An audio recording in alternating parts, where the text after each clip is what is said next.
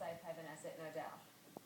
Yeah, absolutely. We've noticed that over the last, say, month or so, that the old feeling that we'd see in the market, where fearful investors would move into gold, that's just come off a little bit over the last month, and fearful investors have really been moving back into US bonds, and that's likely to be helped even more so with the impact of the Operation Twist, which of course pushes up interest bond yields in the very short term and lowers interest rates or bond yields over the long term. So it's actually providing a bit of a boost to the US dollar, and we've seen that across the major areas where you normally see that, the dollar Swiss, the dollar yen, and also gold. Last 24 hours, the US dollar has really marched pretty strongly against them. And Stephen, we also saw copper fall today quite significantly on the back of that HSBC flash China PMI data. What else is driving copper down now? Well, look, copper's been actually performing quite weakly over the last, say, 6 to 7 weeks.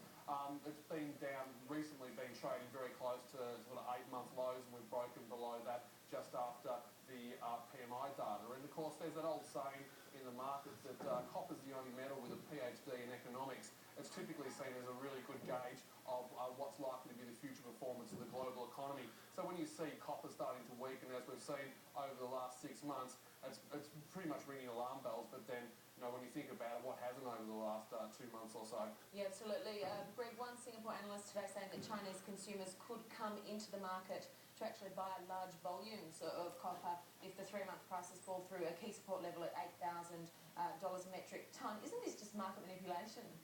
Well, that's an interesting comment. I mean, I'm not sure why. I know Chinese consumers were hoarding a bit of copper when the copper price was rising, but I think it's a different mentality to go and buy copper when it's falling, and I can't see that actually happening.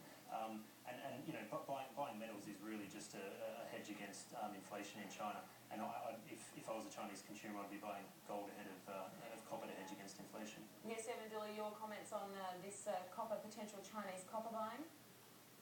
Look, I don't know if I believe it that much. You're always hearing, the financial markets, you hear 1,000 stories a day, and you have to work out which ones are true and which ones aren't. I'd be thinking that, certainly over the medium term, I think the price of copper is going to be driven, a lot more by the overall view of what's going to happen in the global economy over 3, 6, 9 months, rather than, what's coming out of Shanghai.